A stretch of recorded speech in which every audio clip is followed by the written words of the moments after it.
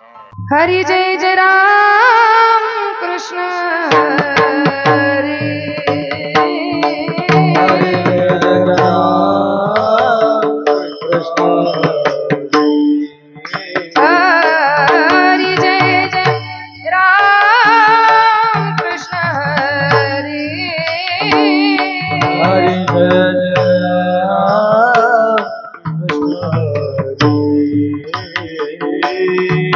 जय जय राम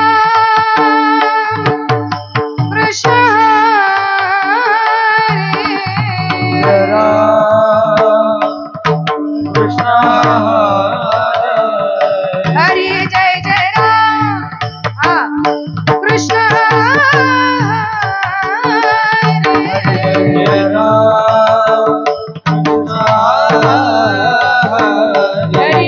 जय राम कृष्ण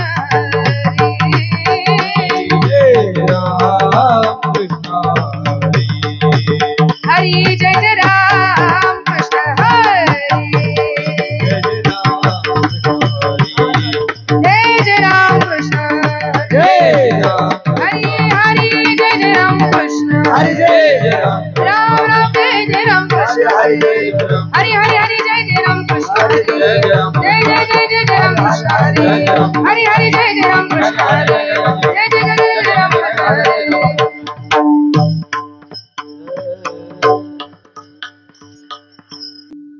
रूप पाहता लोचनी सुख झाले वो साजनी दोहा विठ्ठल बरवा बरवा तोहा माधव बरवा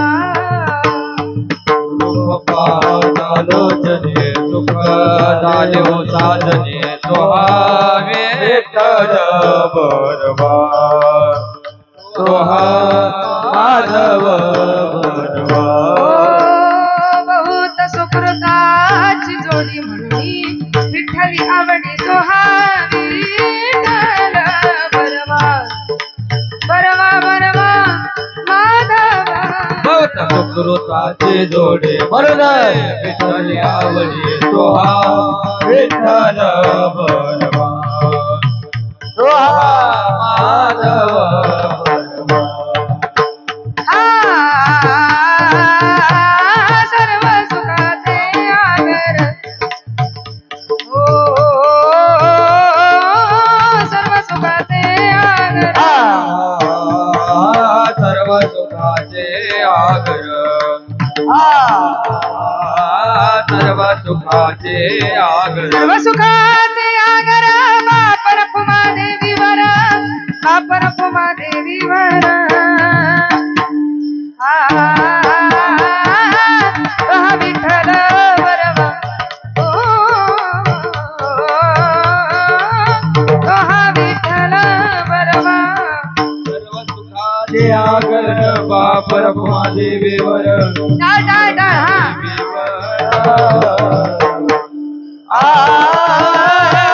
तोहा विठ्ठल बरवा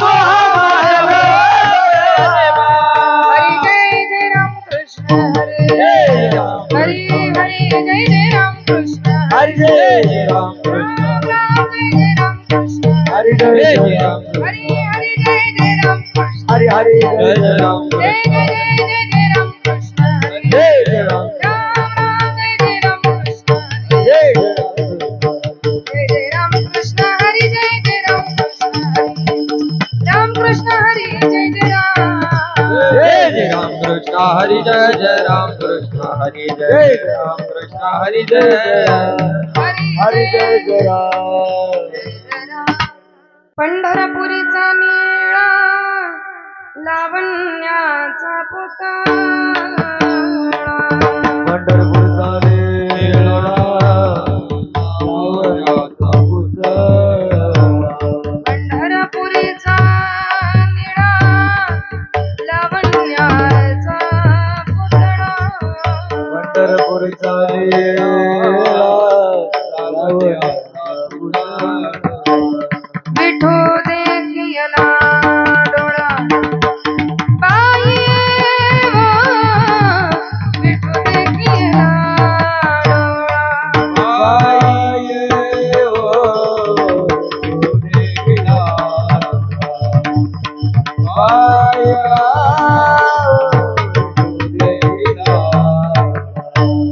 वेधले हो मान दयाचे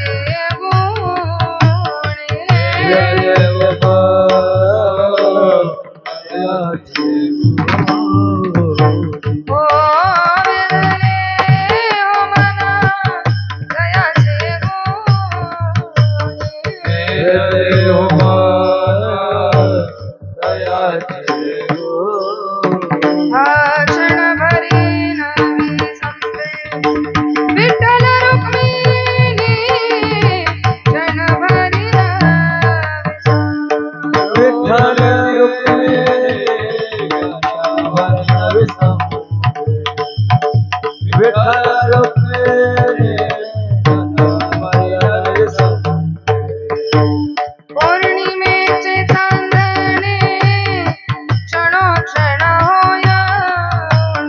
पौर्णिमेचे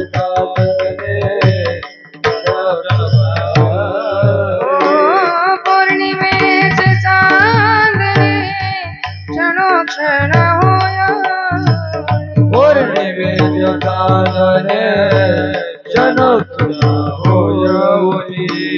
कैसे माझे जिने एका विठ्ठल विना कैसे माझे जिने एका विठ्ठल विना कैसे माझे विना विठ्ठल विना कैसे माझे विना बाप रखुमा देवी वरू विठ्ठलची पुरे बाबर देवी वरू विठ्ठल चित्त चैतन्य मुरे बाई हो चित्त चैतन्य मुरे आये हो चित्त चैतन्य आये हो चित्त चैतन्य मुरे वेधले हो मान दयाची गुणे वेधले हो मान दयाची गुणे हो वेधले हो मन दयाचे गुण वेधले हो मान दयाची गुणे ओ क्षणभरी नवी संवे विठ्ठल रुक्मिणी क्षणभरी नवी संवे विठ्ठल रुक्मिणी क्षणभर नवी संवे विठ्ठल रुक्मिणी क्षणभर नवी संवे विठोबा रखुमाई जय जय विठोबा रखुमाई हरी जय जय जय जय विठोबा रखुमाई विठोबा रखुमाई विठोबा रखुमाई विठोबा रखुमाई जय जय जय विठोबा रखुमाई जय जय विठोबा रखुमाई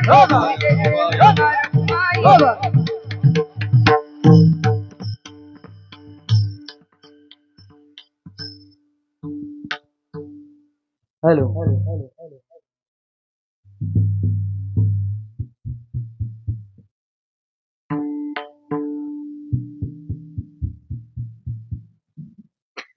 हेलो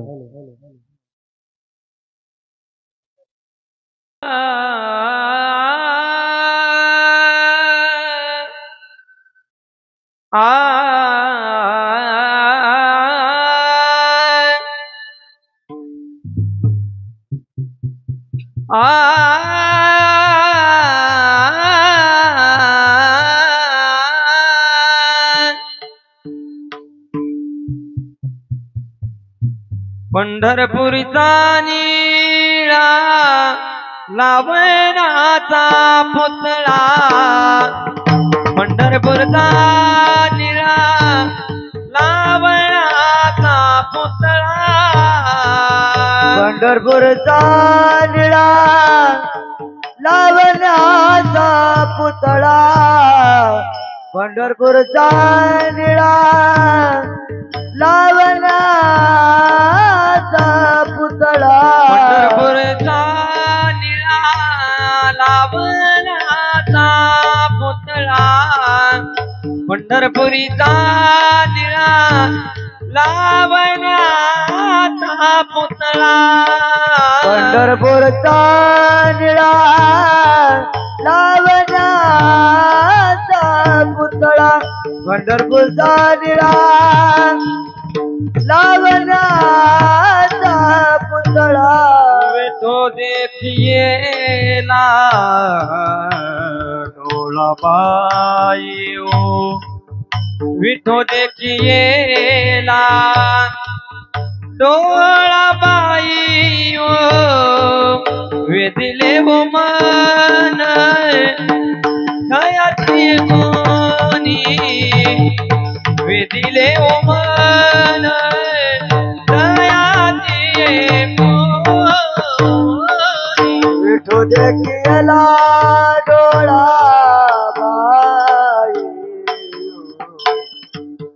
विठो देखिएला डोळा बाई वेदवले मन दयाची बोले वेदियले मन दयाची बोले क्षणभर नवी सोमे विठ्ठल रुक्मिणी क्षणभर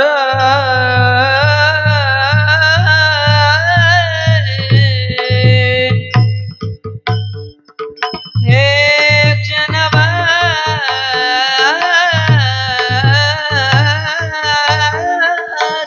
नवी सोमे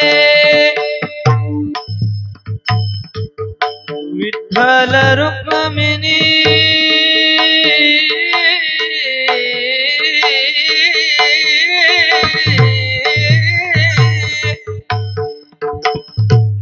हे विठ्ठल रुक्मिणी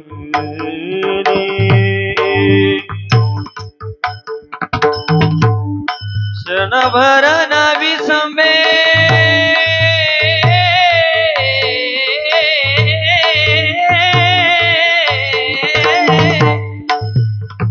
नवी संबे नवी संबे विठ्ठल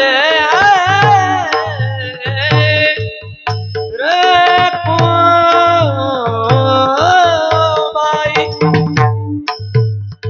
क्षणभर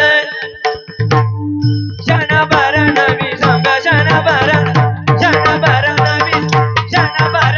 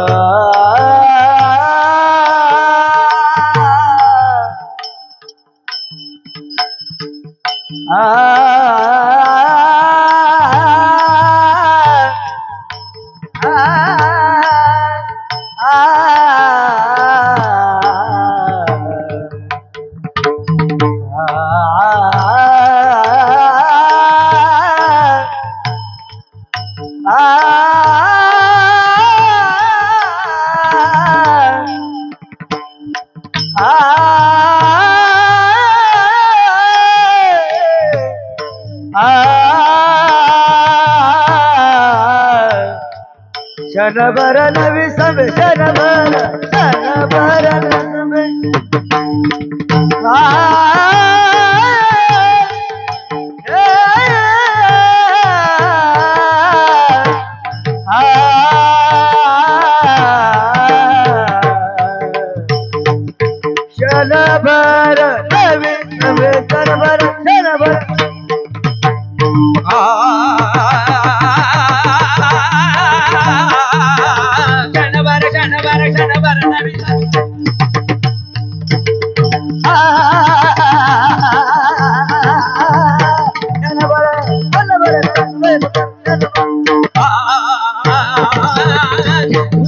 क्षणभर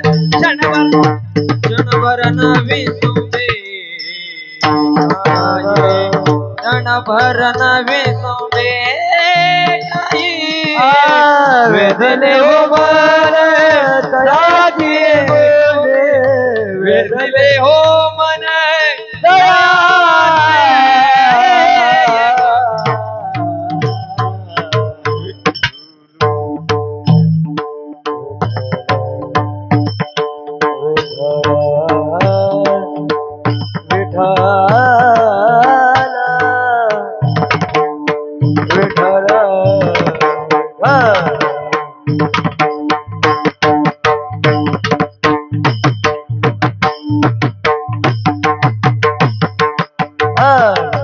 आवाज वाढव आवाज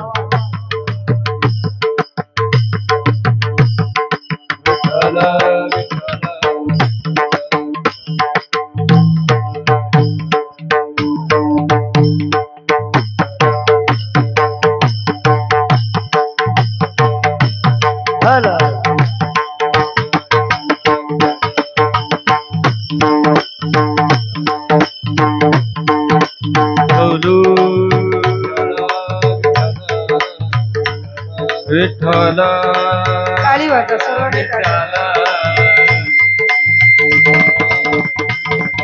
विठ्ठल टाळी वाजवा माय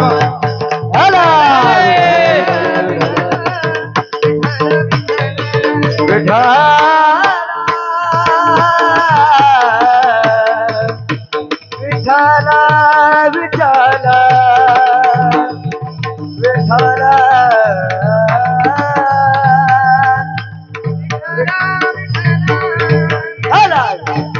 कुंडली कवरना हरी विठ्ठल श्री ज्ञानदेव पंढरीनाथ भगवान की जय माऊली ज्ञानेश्वर महाराज जगद्गुरु तुकाराम महाराज सद्गुरु निवृत्तीनाथ महाराज आदिशक्ती मुक्ताबाई चैतन्य कालिकनाथ महाराज की जय श्री रामचंद्र भगवान की जय गोपाल कृष्ण भगवान की जय श्री राधा रानी सरकार की जय देवी माते की नमः पार्वती पतये हर हर महादेव छत्रपति शिवाजी महाराज की जय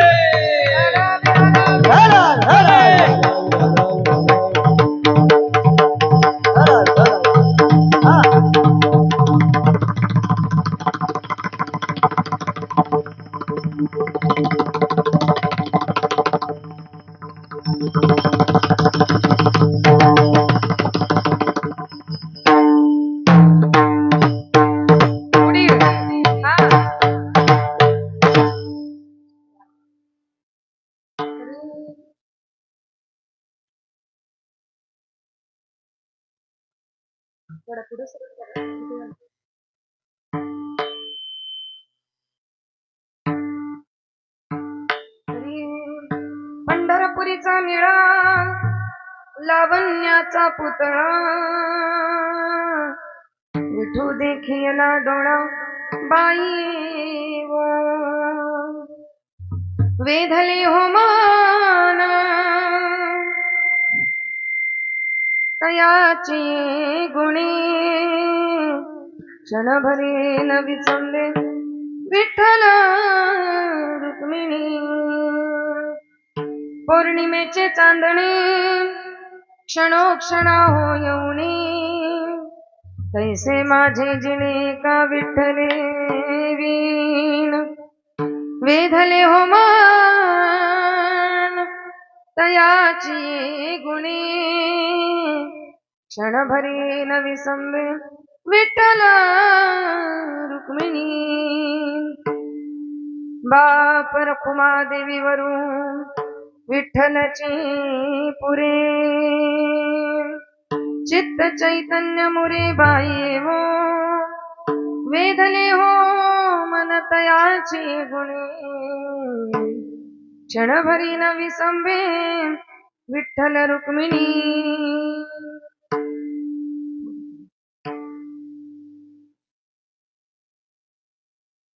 विभुं वेणुनादं चरन्तं दुरन्तं स्वयं लीलया गोपवेशं दधानं गवामृन्दकानन्दनं चारुहासं परब्रह्मलिङ्गं भजे पाण्डुरङ्गं पाण्डुरङ्गकारो प्रथमनमा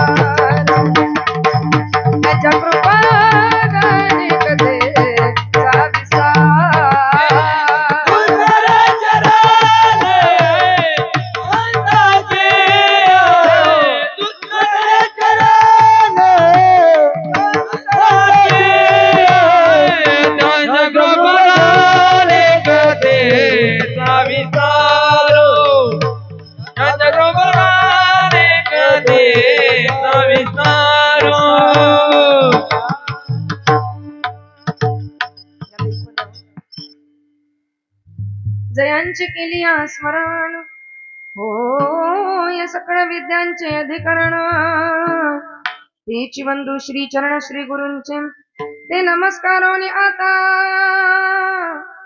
यदक्षर मनाखेयम आनंदमज केवलम श्रीमन्निवृत्तिनाथे ख्यातं दैवतमाश्रये शरदिन्दु समाकारे परब्रह्म स्वरूपिणी वासरा पीठनिलये श्री सरस्वतये नमोस्तुते अचित गिरि समं स्यात् कज्जलं सिन्धु पात्रे सुरतरुवर शाखा लेखनी पत्रमुर्मि लिखति यदि गृहीत्वा शारदा सर्वकालम् तदपि तव गुणानामीश पारं नयाति मस्तक हे पायावरी या वारकरी संतांच्या श्री राधा मेरी स्वामिनी मेरा देखो दास जन्म जन्म मोहि दीजियो श्री वृंदावन जय जय श्री राधा रमण जय जय नवल किशोर जय गोपी चित चोर प्रभु जय जय माखन चोर राधा साध्यं साधनं यस्य राधा मंत्रो राधा मंत्रदात्री च राधा सर्वं राधा जीवनं यस्य राधा राधा राधा वाचिकं तस्य शेषम् सर्वांनी भजन करायचं हाताने टाळी वाजवायची आणि मुखाने भजन म्हणायचे सर्वांनी जय जय राधा जय जय जय जय राधा रमण हरि बोल जय जय राधा रमण हरि बोल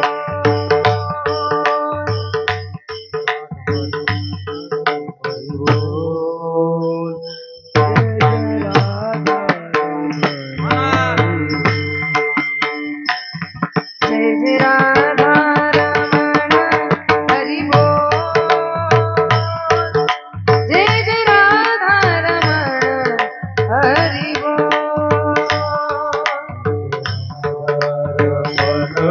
हरि बोल हरि बोल जय राधा रमण हरि बोल हरि बोल जय जय राधा रमण हरि बोल जय जय राधा रमण हरि बोल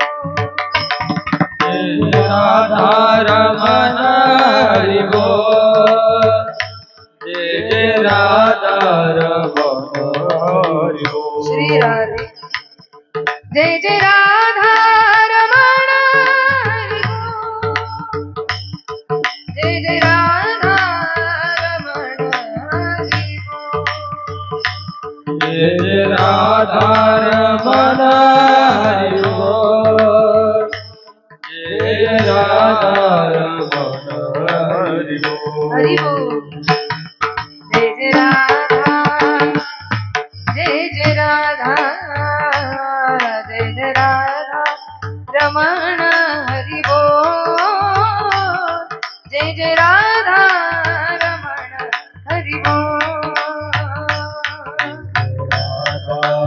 हरि बोल सर्वांनी टाळी जय वाजवा राधा रमण हरि बोल जय जय राधा रमण जय जय राधा रमण जय जय राधा रमण हरि बोल जय जय राधा रमण हरि बोल जय जय राधा हरि बोल टाळी वाजवा सर्वांनी हात वर करा हा हा हरि बोल हरि बोल हरि बोल हरि बोल हरि बोल हरि बोल हरि बोल हरि बोल हरि बोल जय हो हरि बोल श्री राधे जय जय राधा रमण हरि बोल जय जय राधा रमण हरि बोल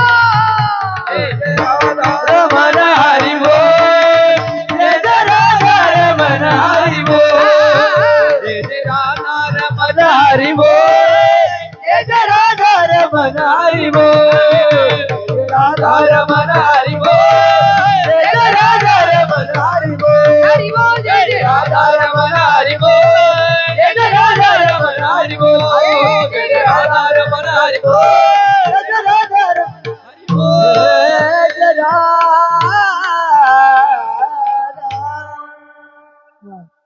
जय जय जय राधा रमण हरि बोल राधा रमण हरि बोल पंढरपुरीचा निळा लावण्याचा पुतळा विठू देखिला डोळा बाई येवो वेदले हो मन तयाची गुणे क्षणभरी नवी संबे विठ्ठल रुक्मिणी परमात्मा स्वरूप बसलेल्या सर्व श्रोतृवृंद माईबाप भगिनींच्या चरणारविंदी विनम्र भावाने अभिवादन करून जगत उद्धारक जगद्गुरु तुकाराम महाराज मुक्त कैवल्य तेजोनिधी साधकांचे माईबाप योगी यांची माऊली भगवान श्री ज्ञानेश्वर महाराज जगत उद्धारक जगद्गुरु तुकाराम महाराज संत श्रेष्ठ निवृत्तीनाथ महाराज ब्रह्मचित्तला आदिशक्ती मुक्ताबाई आदी करून सर्व संतांच्या चरणी साष्टांग प्रणिपात करते आणि आजच्या या अद्वितीय उत्सवातील तृतीय दिवसीय हरिकीर्तन रूपी सेवेला प्रारंभ करते विठ्ठल विठ्ठल हला विठ्ठल विठ्ठल हला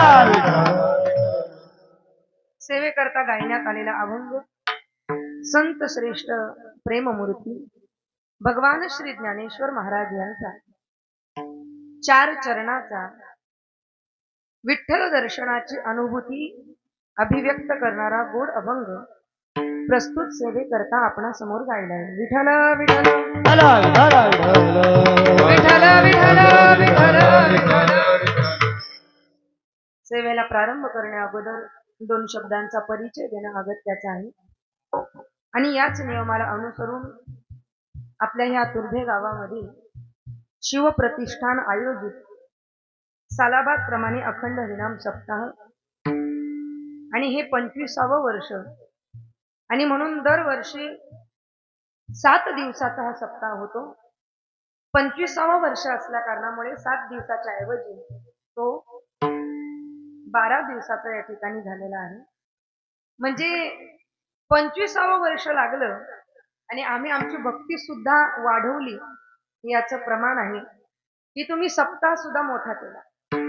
नाहीतर सप्ताहाचे जितके वर्ष वाढत जातात सप्ताहाचे जितके वर्ष वाढत जातात तितके भांडणं वाढत जातात, तितके सप्ताह फुटत जातात आणि 7 दिवसाचे सप्ताह 3.5 दिवसावर येतात. पण असं काहीही न होता तुमचा सप्ताह 7 दिवसावरून 12 दिवसावर येतोय याच्याकरता स्वतःने एकदा स्वतः करता टाळी वाजवली पाहिजे. आणि मला खरोखर खूप आनंद वाटतोय की अशी सप्ताह कमिटी आपल्याला पाहायला मिळते. विठ्ठल विठ्ठल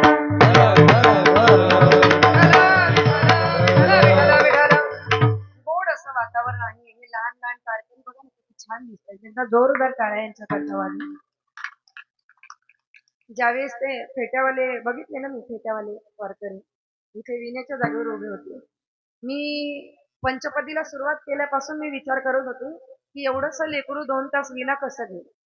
नंतर विचार केला हे फक्त विना घेऊन नाचत जाऊन तिथपर्यंत जाण्याकरताच आहे. परंतु नंतर मला असं वाटलं तुम्ही बसून घ्याल की काय, पण तुम्ही बसून नाही घेतलं, तुम्ही उभे राहिले.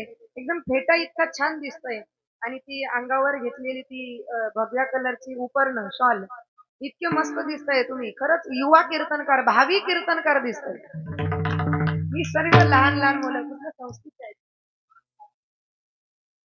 आळंदीवरून ही सर्व लहान लहान मुलं या ठिकाणी सेवा देण्याकरता आलेली आहेत. काही अपक्ष उमेदवार सुद्धा तिकडे दिसत आहेत. हाफ बॉडी हाफ पॅन्ट, पण असू दे, त्यांना इच्छा झाली उभं राहण्याची ही खूप मोठी गोष्ट आहे.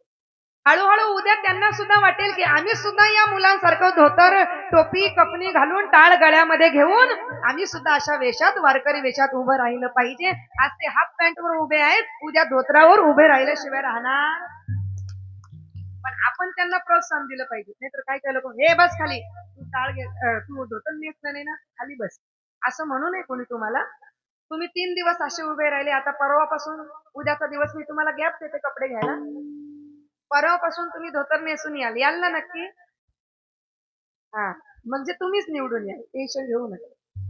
ही सर्व लहान लहान मुलं किती गोड दिसत आहेत, किती छान दिसत आहेत. मृदुंगाचार्य महाराज, गोड अशी गायनाची साथ करणारे सर्व महाराज मंडळी, विनेकरी बाबा, टोपदार बाबा, तुम्ही पण खूप मस्त दिसताय. वेश अगदी तुम्हाला शोभून दिसतोय. रुबाबदार पर्सनॅलिटी, मिशी, टोप, दंड, हातात चिपळ्या, काय मस्त दिसतात. आणि ही सर्व उपस्थित असलेली मंडळी, उजवीकडे बसलेली, डावीकडे बसलेली, तिकडे कोपऱ्यात बसलेली, सगळ्यांच्या चरणी अभिवादन करते आणि सेवेला प्रारंभ करते. विठ्ठल विठ्ठल विठ्ठल विठ्ठल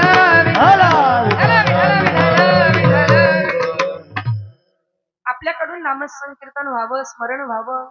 मुंबईमध्ये जास्त उष्णता असते, त्याच्यामुळे फॅनची सुद्धा व्यवस्था केली. फॅन चांगले असले ना की मग कीर्तनकारही सुखी असते. कीर्तनकाराचे या ठिकाणी गोड असं डेकोरेशन केलेलं आहे. विठोबा किती सुंदर उभा आहे. एकीकडे माऊली आहे, एकीकडे तुकाराम महाराज आहेत आणि आपण सर्व बसलेले श्रोतू वर्ग या ठिकाणी आहात. गायना करता सेवे करता घेतलेला अभंग भगवान श्री ज्ञानेश्वर महाराजांचा आहे आणि माऊली या अभंगातून विठ्ठल दर्शनाचा अनुभव तुमच्या आमच्या सर्वांसमोर ठेवत आहेत. हा अनुभव ज्या भावातून ज्ञानोबाराय ठेवतायत तो भाव आहे माधुर्य भाव. शास्त्रामध्ये अनेक भाव सांगितले गेलेले आहेत. पहिला भाव आहे शांत भाव. दुसरा भाव आहे सख्य भाव, तिसरा भाव आहे वात्सल्य भाव, चौथा भाव आहे दास्य भाव आणि पाचवा भाव आहे माधुर्य भाव. विठ्ठल विठ्ठल विठ्ठल विठ्ठल विठ्ठल विठ्ठल. किती भाव झाले? 5 भाव. पहिला कुठला? आपल्याला हे भाव माहित नसतात. आपल्याला माहित असलेले भाव म्हणजे सख्खा भाव, चुलत भाव, जास्तीत जास्त झाला तर मावस भाव. शास्त्रामध्ये अनेक भाव सांगितले गेलेले आहेत, पण त्याच्यापैकी 5 भाव महत्वाचे आहेत. पहिला भाव आहे शांत भाव. शांत भाव म्हणजे नक्की काय? परमात्मा आपला राजा आहे आणि आपण सर्व त्याची प्रजा आहोत हे मानून त्याची भक्ती करणं. परमात्मा राजा आहे आणि आपण सर्वजण त्याची प्रजा आहोत हे मानून त्याची भक्ती करणं, याला म्हणतात शांत भाव. दुसरा भाव आहे दास्य भाव. परमात्मा माझा स्वामी आहे आणि मी त्याचा दास आहे हे मानून त्याची भक्ती करणं, याला म्हणतात दास्य भाव. समर्थ रामदासांची जे भक्ती करतात ते सगळे दास्य भावातून करतात. रामदास महाराजांनी दास्य भक्ती तुमच्या आमच्या समोर ठेवली. हनुमंतरायांनी दास्य भक्ती तुमच्या आमच्या समोर ठेवली. ज्या हनुमंतरायांच्या दास्य भक्तीचं वर्णन आमचे तुकाराम महाराज करतात. कशी केली? दास्यत्व निकट हनुमंते पैके म्हणून देखिले रामचरण,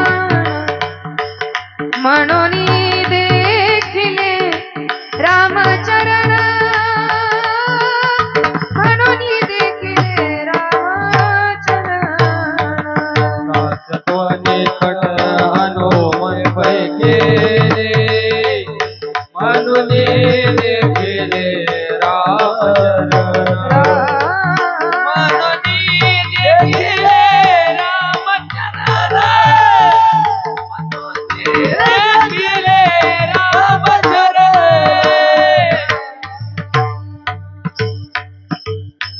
दास्यत्व निकट हनुमंत पैके म्हणून देखिले रामचरण. दास्य भक्ती अशी उंच उंचच जायला पाहिजे, चालीसारखी. दास्य भक्ती जी आहे ना ती हनुमंतरायने तुमच्या आमच्या समोर ठेवली. हनुमंतरायने किती दास्य भाव पत्करला, इतकी दास्य भक्ती केली, इतकी सेवा केली, इतकी सेवा केली, इतकी सेवा केली हनुमंत रामचंद्र प्रभूंची, की प्रभू एक दिवस म्हणतात की हे हनुमंता, मी सगळ्यांना काहीतरी देऊ शकतो पण तुला देण्याकरता माझ्याकडे काहीच नाही. का?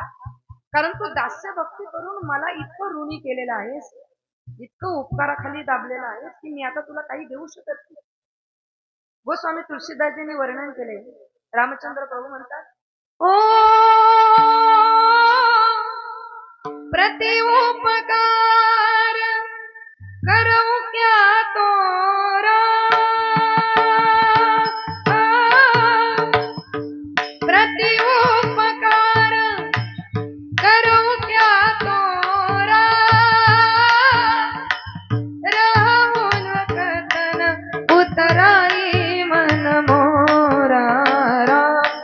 सिया राम जय जय राम, राम सिया राम जय जय राम, राम सिया राम जय जय राम, राम सिया राम जय जय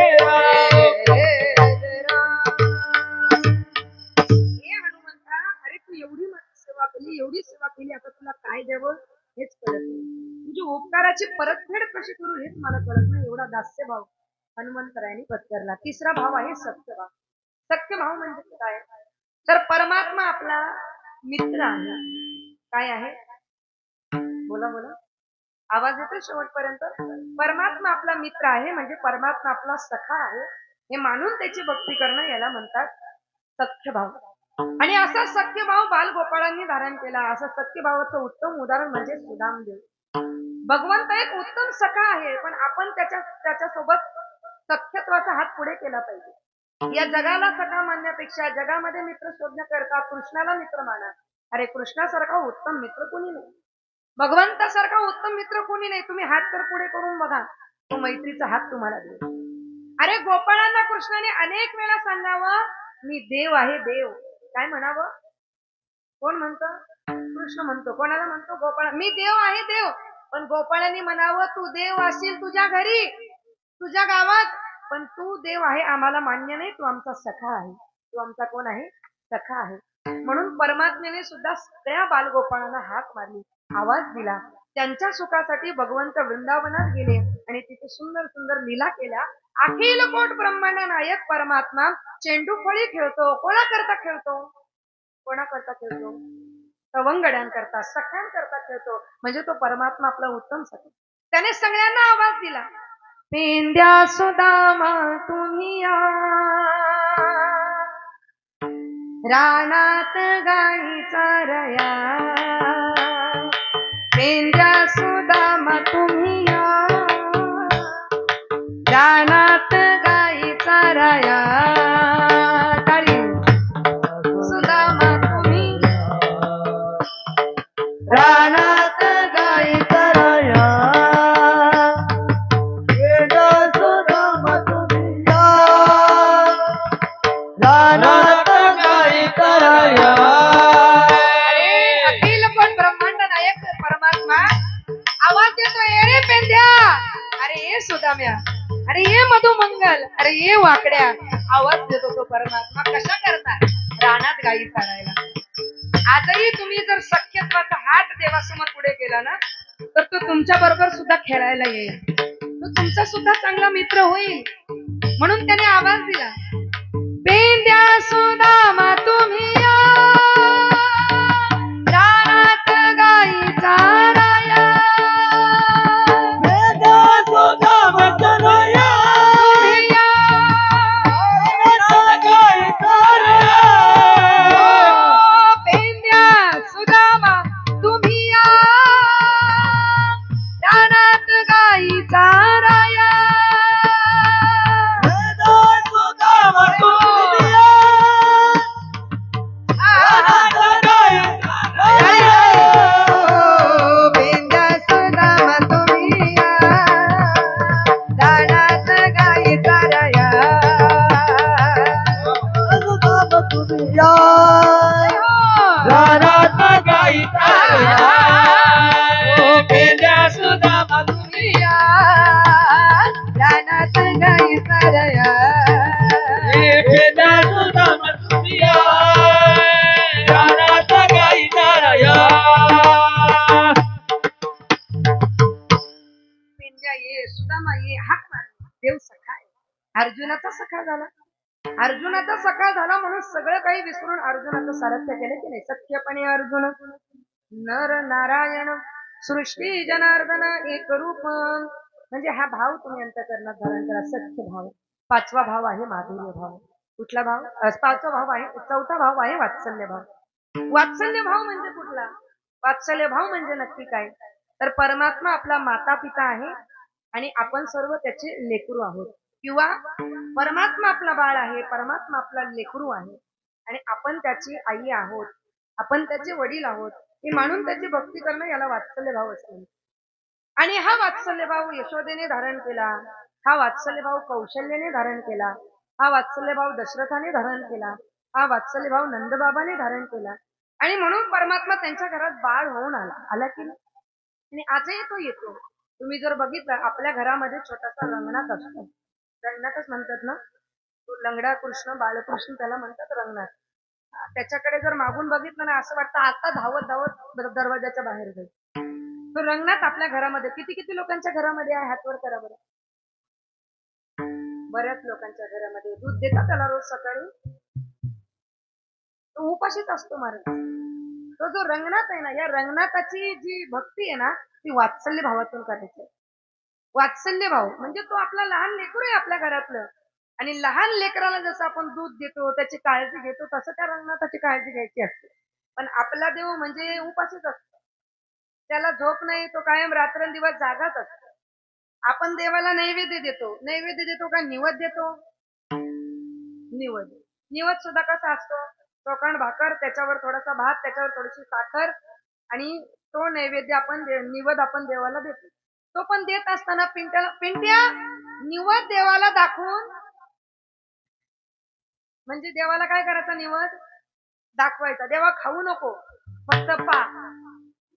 तेव्हाच मी विचार करते देवाऱ्यातल्या देवांच्या तब्येती का होत नाही आणि आपण एवढा निवड देतो, तो कसा होईल महाराज? वात्सल्य भाव म्हणजे काय? तो परमात्मा आपला लेकरू आहे. एक उदाहरण आपल्याला सांगेल. तुम्ही जर वात्सल्य भावातून देवाची भक्ती केली ना, तुमच्या घरात सुद्धा तो बाळकृष्ण येईल, त्या रूपाने येईल, त्या बाळाच्या रूपाने येईल. तो बाळ म्हणून येतो, तो पुत्र म्हणून येतो. असे अनेक उदाहरण आपल्या समोर आहेत. अगदी कलियुगातील घडलेली घटना मी आपल्याला सांगेल. 65 वर्षाची एक आजी होती. 65 वर्ष झालं पण कधी कुठं तीर्थाला गेली नाही, कधी कुठं गेली नाही फिरायला. 65 वर्षाची झाली आणि शेजारच्या मैत्रिणीने तिला आग्रह केला, आता मुलाचं लग्न झालंय, सुनबाई आली आहे, चल आपण जरा मथुरा, काशी, वृंदावन फिरून येऊ. आता तिने विचार केला, आतापर्यंत कुठे गेले नाही, आता तरी गेलं पाहिजे. शेजारणीने फारच आग्रह केला. मग विचार केला, चला जरा जाऊन येऊ. पोरगाही पैसे भरायला तयार झाला. पोराने पैसे भरले, हिने बॅग भरली आणि बॅग भरल्यानंतर ही गेली मथुरा, वृंदावन, काशी सगळ्या फिरण्याकरता. सगळ्या तिच्या वयाच्या, कोणी 60 वर्षाची, कोणी 65 वर्षाची, कोणी 70 वर्षाच्या, सगळ्या तिच्या मैत्रिणी सगळ्या बसून त्या ठिकाणी वृंदावनला गेल्या. आणि गेल्यानंतर मैत्रिणीच्या, शेजारणीच्या आग्रहास्तव गेल्या. कधी कधी शेजारणी सुद्धा चांगलं काम करत असतात. म्हणून शेजारणीने सुद्धा नुसत्या या सिरियल मध्ये काय झालंय, त्या सिरियल मध्ये काय झालंय, तुझ्या घरी काय भाजी बनवली, याच्यापेक्षा चांगल्या गोष्टी एकमेकींना सांगत जा. चांगल्या गोष्टीसाठी एकमेकांना हट्ट करीत जा. चांगल्या गोष्टीसाठी एकमेकींच्या मागे लागत जा. एखादी मावशी जर आळंदी पंढरपूरची वारी करत असेल तर तिने शेजारचीला आळंदी पंढरपूरच्या वारीला नेलं. आणि जर तिकडे आळंदी पंढरपूरच्या वारीला नेलं आणि मध्येच काही प्रॉब्लेम झाला, मग ती बोलेल, काय बोलेल, आमच्या बरोबर पंढरपूरला शेजारणीच्या नादी लागून एक मावशी आली होती. आणि पंढरपूरची वारी जवळजवळ माऊलींची वारी 18-20 दिवसाची असते. आणि पंढरीची वारी अशी आहे की या पंढरीच्या वारीमध्ये ऊन, वारा, पाऊस सगळे ऋतू आपल्याला पाहायला मिळतात. ती जवळजवळ फलटण पर्यंत गेली. कुठे? फलटण पर्यंत सुखात फुकात गेली.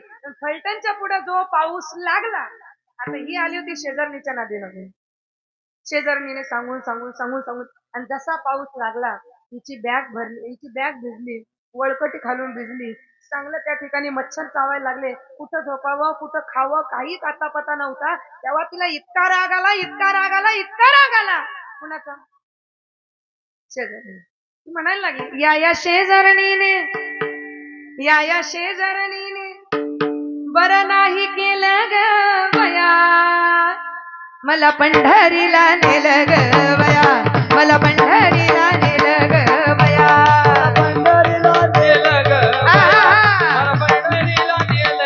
बया, मला पंढरीला नेलं ग बया, मला पंढरीला नेलं ग बया, पंढरीला नेलं ग बया, मला पंढरीला नेलं ग बया. जर एखादी अडचण निर्माण झाली तर सगळा राग कुणाकडे? जिने आणले तिच्यावर. आता ती गेली तिकडे वृंदावन, काशी, मथुरा सगळं फिरायला गेली. फिरायला गेल्यानंतर शेजारनी तिच्या बरोबरच होती. एका रूम मध्ये राहिल्या. त्या वृंदावनामध्ये गेल्यानंतर त्या वृंदावनाचा मुख्य देव आहे, ज्याचं नाव आहे बाके बिहारी. काय नाव आहे? बाके बिहारी. त्याला बाके बिहारी का म्हणतात? तो सगळीकडून बाका आहे, म्हणून सगळीकडे वाकडा आहे. त्याची नजर सुद्धा वाकडे आहे, त्याचं उभं राहणं वाकडं आहे, त्याची कंबर वाकडी आणि त्याचे पाय पण वाकडे. बाका है वो, इसलिए उसे बाके बिहारी कहते हैं. आणि त्या बाके बिहारीच्या मंदिरात गेली, दर्शन घेतलं आणि कृष्णाचं दर्शन घेतल्यानंतर ती बाहेर आली. आणि जशी बाहेर आली, ती छोटीशी गल्ली आहे. त्या गल्लीमध्ये खूप दुकान आहे. त्या सगळ्या दुकानांमध्ये ते छोटे छोटे लड्डू गोपाल, ते रामचे कृष्ण, बाळकृष्ण त्याच्यामध्ये ठेवलेले होते. ती आपली चालते. एका दुकानामध्ये एका कृष्णाकडे तिचं लक्ष गेलं. आणि लक्ष गेलं असं म्हणतात ना, एखाद्या मूर्तीचे आपलं काहीतरी ऋणानुबंध असतात, तेव्हा ती मूर्ती आपल्या घरी येत असते, उगीच येत नाही. जसं तिने त्या मूर्तीकडे बघितलं, त्या बाळकृष्णाकडे बघितलं आणि बघतच राहिलं. तेवढ्यात नजर हटवली. शेजारनी म्हणजे, अगं काय बघते, चल पटकन. तिने बघितलं पण विचार केला, याला घेऊ का? तेवढ्यात दुसरं मन म्हटलं, घेऊन काय करणार, सेवा करायला कोणी पाहिजे ना घरी, घेऊन काय करणार, तेवढे पैसे आपल्याकडे नाही. शेजारी मग, अगं चल पटकन. आली निघून झोपली. पण त्या रात्री तिला झोपच लागली. थोडासा डोळा लागला आणि थोडासा डोळा लागल्यानंतर तिच्या स्वप्नामध्ये ती मूर्ती आली. कुठली? त्या दुकानात जी पाहिली होती ना, ती मूर्ती आली. आणि ती मूर्ती त्या आजीला म्हणू लागली, मैया मुझे तेरे घर आना है, मैया मुझे तेरे घर आना है, मुझे तेरे साथ आना है. तिला झोपच लागली नाही. ती जशी उठली, दुकानं उघडायच्या आत आंघोळ वगैरे सगळं करून त्या दुकानाच्या समोर येऊन उभे राहिली. त्या दुकानदाराची वाट बघू लागली. दुकानदार आला. अहो मावशी एवढं सकाळी दुकानदार आला. जसं दुकान उघडलं ती मूर्ती तिने पाहिली. विचारला किती पैसे? जेवढे होते तेवढे सगळे पैसे त्याला दिले. कमी पडले तर शेजारणीकडून घेतले, त्याला दिले. आणि ती मूर्ती तिने घेतली. आणि ती मूर्ती इतकी तिच्या मनात ठसली, इतकी रुजली, त्या मूर्तीला घेऊन ती घरी आली. म्हणजे तिच्या बॅगेमध्ये ती मूर्ती ठेवलेली होती, पण तिने कपड्यांची जेवढी ती काळजी घेतली नाही तेवढी त्या मूर्तीची काळजी घेतली. त्या लालाला घेऊन, त्या गोपालला घेऊन ती घरी आली. आणि घरी आल्यानंतर तिने त्या देवाऱ्यामध्ये मूर्ती ठेवली. तिला इतकं वेड लागलं. सकाळी उठली की पटपट आंघोळ करून त्याला उठवायची. म्हणजे अगोदर झोपवायची. उठवलं की त्याला लगेच आंघोळ घालायची. थंडीमध्ये गरम पाण्यात आंघोळ घालायची, उन्हाळ्यामध्ये गार पाण्यात आंघोळ घालायची. आंघोळ घातली का लगेच त्याला दूध देणार. दूध दिलं की पुन्हा दुपारी याला जेवणाकरता काय करायचं, लहान आहे मग काय करायचं जेवणाकरता, मग कधी कधी माखन मिश्री देणार, लोणी देणार, कधी दही देणार. मग पुन्हा दुपार झाली की त्याला पुन्हा झोपवणार. जसं आपण लहान मुलाला दुपारी झोपवतो तसं झोपवणार. पुन्हा 5 वाजले की त्याला फिरायला घेऊन जाणार. पुन्हा संध्याकाळ झाली की परत त्याला दूध देणार. रात्र झाली की वरण भाताचा नैवेद्य देणार. ते झालं की पुन्हा सकाळी उठणार, झोपवणार त्याला रात्री. त्याच्याकरता तिने मस्त अशी उशी आणली होती, गादी आणली होती. त्या गादीवर त्याला झोपवायची, त्याच्यावर पांघरून टाकायची. त्याला झोपत असताना त्याची पाठ ठोकायची. कोणाची? मूर्तीची पाठ ठोकायची. पाठ ठोकत असताना मस्त अंगाई गीत गायची. आणि तिला त्या कृष्णाचं एवढं वेड लागलं, त्या बाळकृष्णाचं एवढं वेड लागलं की सकाळ दुपार संध्याकाळ रात्री झोपताना उठताना तोच विचार. तिने कुठे बाहेर जाणं सोडून दिलं. कोणाच्या लग्नाला नाही, कोणाच्या हळदीला नाही, कोणाच्या साखरपुड्याला नाही, कुठं मार्केटला नाही. देव एके देव. सकाळी उठली का त्याच्याच मागे लागायची, झोपेपर्यंत त्याच्याच मागे लागायची. मुलाने विचार केला आता जाऊ दे, आपल्या आजीला उतार वयामध्ये काहीतरी आधार मिळाला. सतत आपली आई त्याच्याच मागे.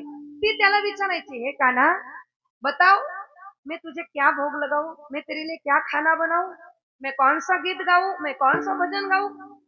असं ती विचारायची. आता देव काय बोलतो का? पण तीच बोलायची कृष्णाच्या रूपाने. जसं कृष्ण बोलतो, मैया मुझे खीरपुरी खाणी है. मग ती विचार करायची, हा तो म्हणतोय खीरपुरी खायची आहे, मग ती खीरपुरी बनवायची. म्हणजे स्वतःच बोलायची आणि देव बोलतोय आता ते पण स्वतःच बोलायचे. देवा सांग ना, मी तुला कृष्ण कुठलं भजन ऐकवू.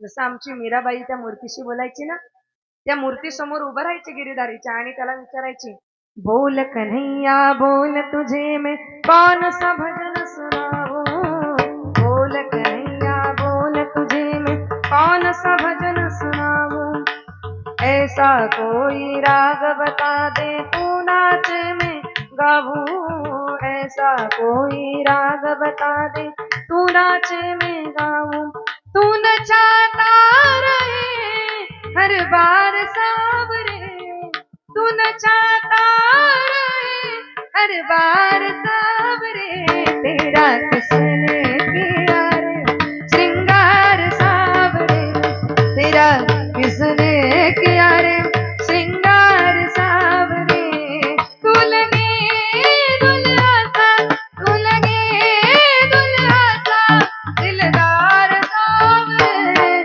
तेरा किसने किया रे श्रृंगार सावरे, तेरा किसने किया रे श्रृंगार सावरे. जशी मीराबाई बोलायची तशी ती आजी बोलायला लागली. कृष्णा सांग मी तुला काय बनवू. मग तो म्हटला की खीरपुरी बनव, श्रीखंड बनव, गुलाबजाम बनव. मग तिच्या मनाने ती बनवायची, देवासमोर ठेवायची.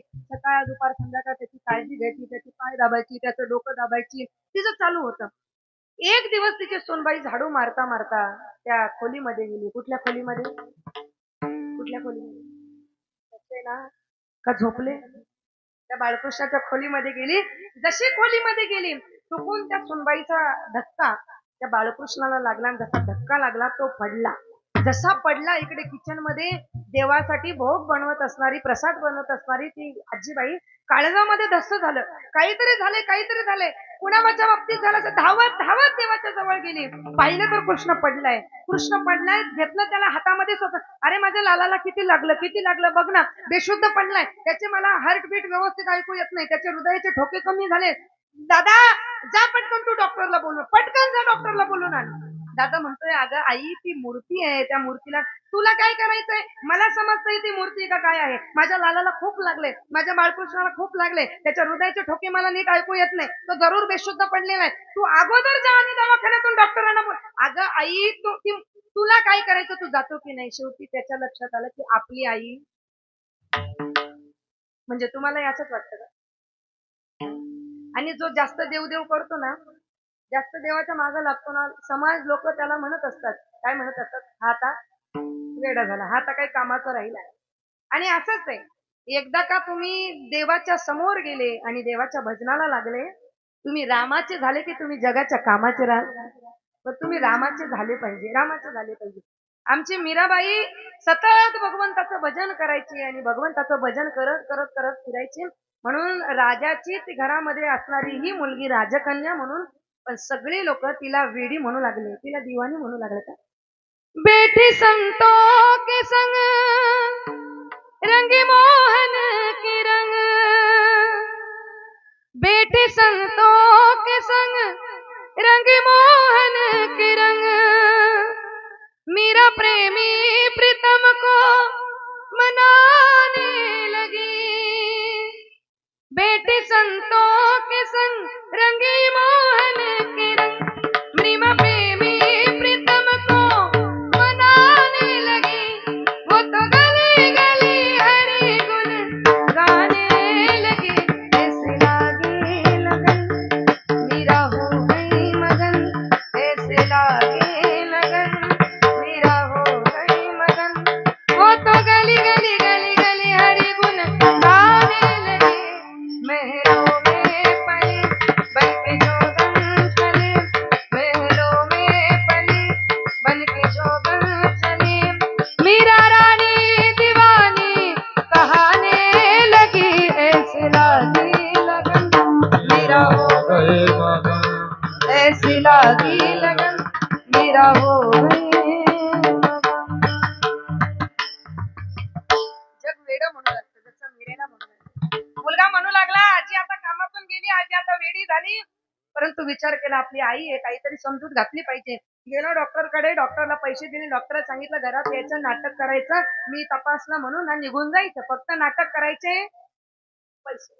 डॉक्टर आला, डॉक्टरांनी पेटी घेऊन आला, त्याला सगळं सांगितलं होतं की आजी असं असं म्हणते, तू तसं तसं. डॉक्टर आला आणि डॉक्टरांनी लांबून त्या कृष्णाच्या मूर्तीला बघितलं. डॉक्टर म्हणाले, आईजी तुमच्या कृष्णाला काहीच झालेलं नाही, तुमचा कृष्ण अगदी ठणठणीत आहे, अगदी व्यवस्थित आहे, तुम्ही काळजी करू नका, टेन्शन घेऊ नका, काही हरकत नाही, काही झालेलं नाही, मी डॉक्टर आहे, मला सगळं कळतं. आजी म्हणते, तुला डॉक्टर कोणी बनवलं ते पहिले सांग. डॉक्टर म्हणतो, काय नाही नाही, तुला डॉक्टर कोणी बनवलं ते पहिले सांग, मी आधी त्याचा कार्यक्रम करते ना, मग तुझा.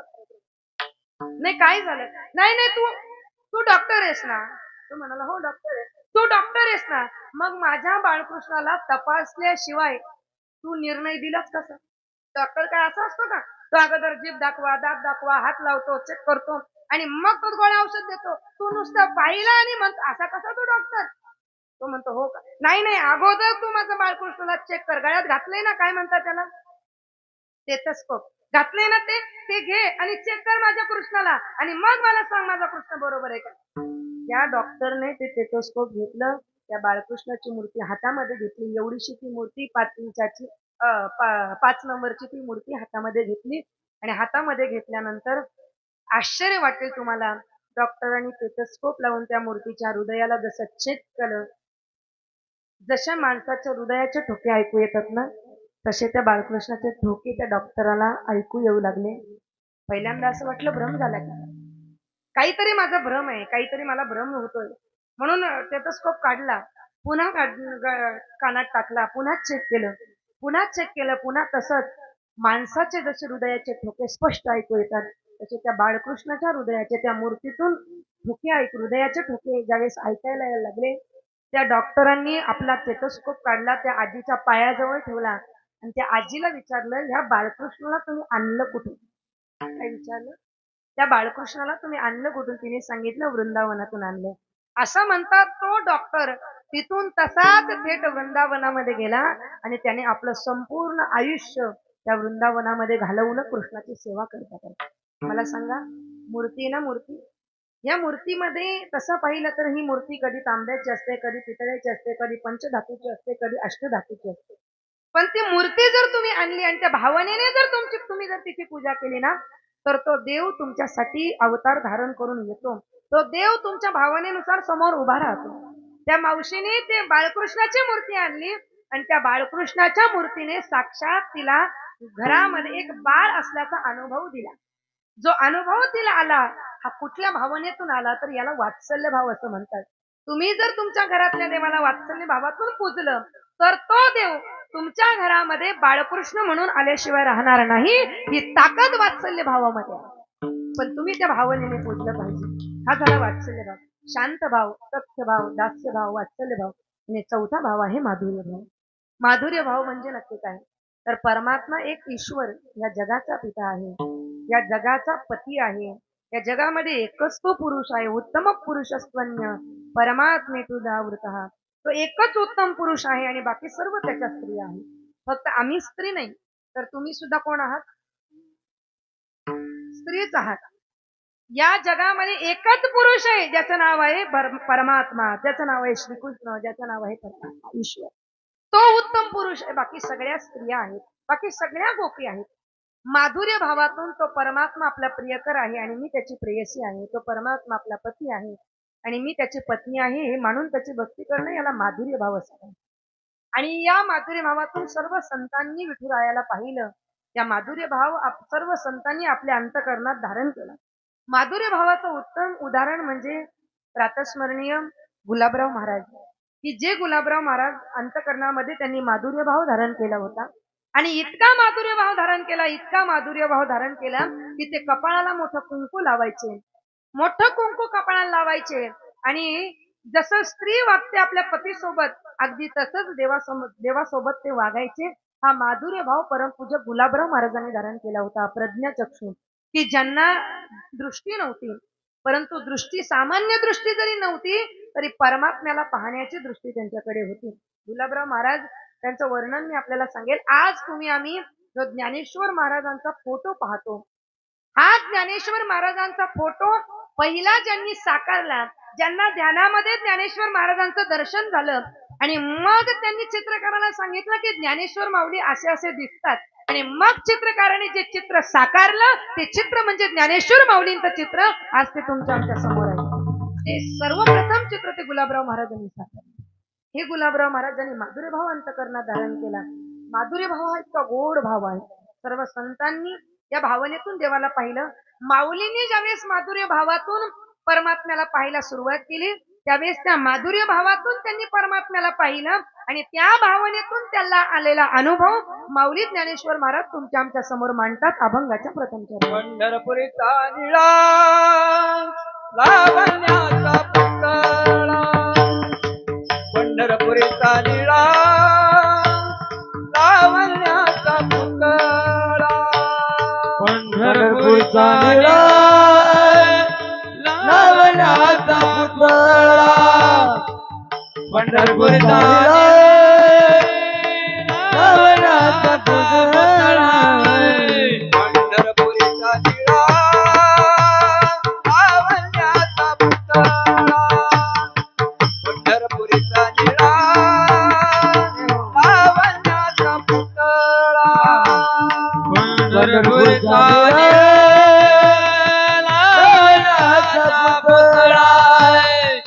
पंढरपुरचा लावण्याचा पुतळा, विठू देखीला डोळा बाई, विठू देखीला डोळा बाई, वेददेव मन दयाचे वेददेव मन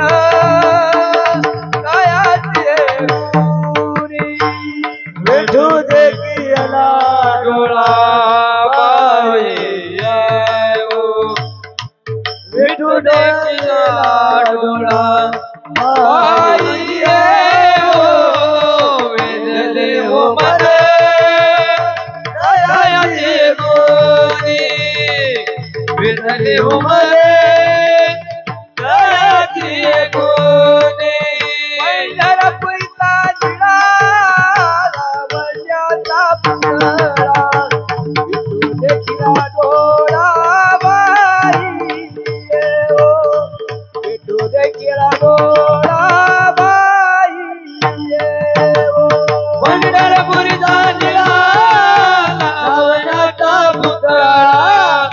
विठू देखिला डोळा बाईया हो, विठू देखिला डोळा बाईया पंढरपुरीचा निरा लावण्याचा पुतळा विठू देखिला डोळा बाई येवो म्हटलं बर का बायांना काय म्हटलं बाई येवो. आणि बाई हा शब्द ज्ञानोबारायने का वापरला असं म्हणतात. ज्ञानोबारायने सुद्धा एक मैत्रीण होती. कोणाला? ज्ञानेश्वर महाराज. कोण होती? काही लोक म्हणतील म्हणजे ज्ञानेश्वर महाराजांना मैत्रीण बोला ना होती. ज्ञानेश्वर महाराजांना मैत्रीण होती. काही लोक म्हणतील आम्हाला असं तर काय बिघडलं. पण ज्ञानेश्वर महाराजांची मैत्रीण कुठली? ज्ञानेश्वर महाराजांची मैत्रीण म्हणजे बुद्धिरूपी मैत्रीण. जे ज्ञानोबारांनी वर्णन केले. बुद्धीचे वैभव अन्य नाही तुझे, एका केशिराजे सकळ सिद्धी. या माऊलीने अंतकरणात नवे नवे सर्व संतांनी अंतकरणात माधुर्य भाव म्हणजे स्वतः स्त्री झाले. सर्व संत स्वतः स्त्री झाले, वृत्तीने स्त्री झाले, भावनेने स्त्री झाले. आणि त्यांच्या माधुर्य भावामध्ये एवढी ताकद होती, एवढी ताकद की त्यांनी ज्या देवाची भक्ती केली त्या देवाला सुद्धा त्यांनी स्त्री बनवलं. काय बनवलं? सोपं सांगते तुम्हाला. मला सांगा पंढरपूरला किती लोक गेले? हात वर करा पटकन. सगळी लोक गेली. करा हात खाली. आता पंढरपूरला विटेवर उभा आहे कोण आहे? देव आहे की देवी आहे? देव आहे. कन्फर्म? तुमचं काय मत आहे? देव का देवी? देव्यानं बोला ना. देव. तुमचा? देव. लॉक किया जाए. येस. पंढरपूरला जो विटेवर उभा आहे तो कोण आहे? देव आहे. आता आमचे संत बघा काय म्हणतात. कोण आहे? देव आहे. संत म्हणतात तू विटेवरी सखये बाई हो करी कृपा,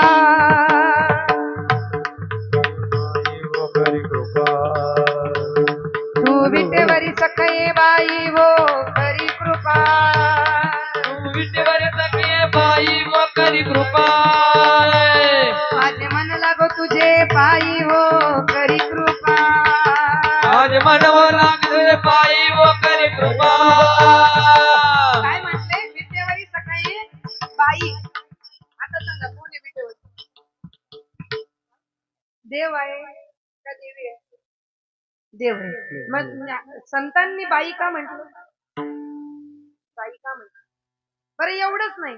तू सावळी सुंदरी हो करी कृपा, माझे मन लागो तुझे पायी हो करी कृपा, पंढरपुरा राहिली डोळा पाहिली संत देखिली वरुण विठाई वरुण विठाई वरुण विठाई,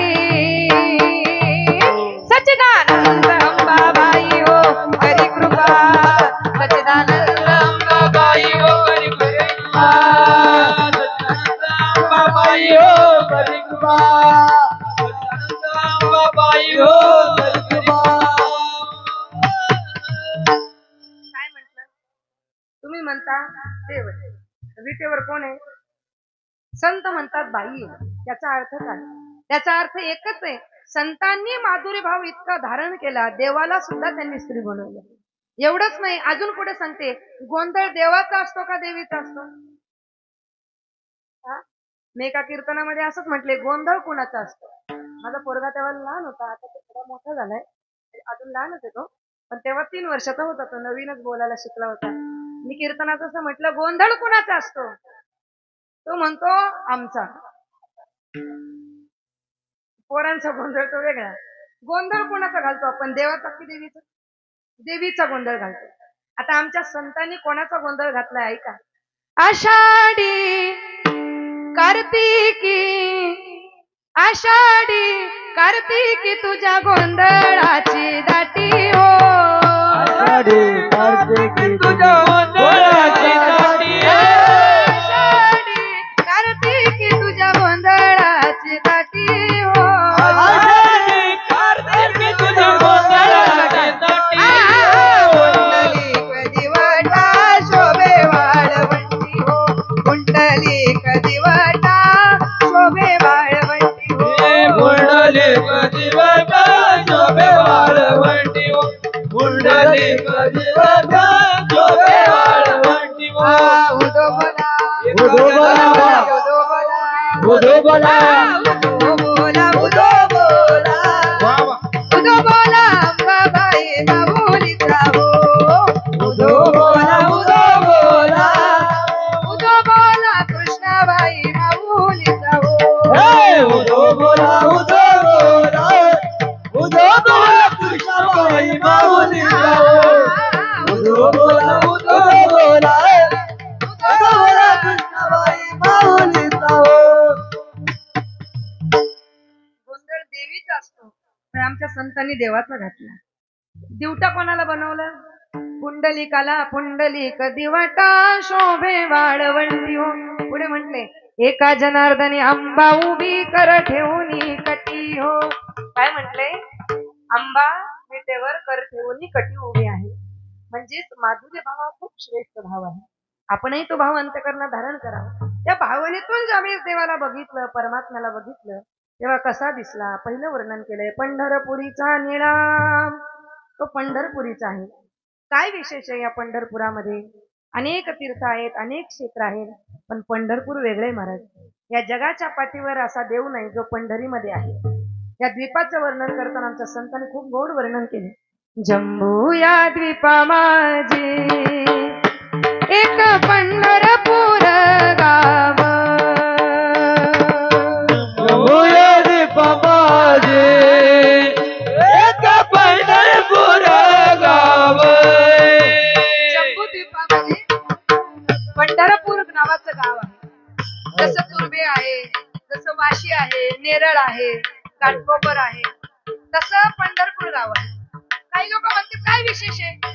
तर त्या विशेष नगराचं वर्णन केलंय आमच्या संतांनी. कसलं नगर आहे ते ऐका. ओ धर्माचे धर्माचे धर्माचे नगर देखा विठू पाटील त्याचे नाव. धर्माचे नगर देखा विठू पाटील त्याचे नाव. आता काही लोक म्हणतील नगर धर्माचं आहे, तिथल्या पाटलाचं नाव विठू आहे. आम्हाला काय फायदा? कारण पहिले लोक फायदा बघतात. त्यात मुंबईकर तर फायद्याशिवाय काहीच करत नाही. आम्हाला काय फायदा? संतांनी सांगितलं मुलाबाळांनी घरातून काढून दिलं की पंढरपूरचं तिकीट घ्यायचं, जायचं आणि पंढरपूरला जाऊन राहिला की तुम्ही उपाशी राहणार नाही. म्हणून चला. कुठे चला? चला जाऊ, चला जाऊ. येताना अजून पण सुनेचे बोललेच ऐकायचे.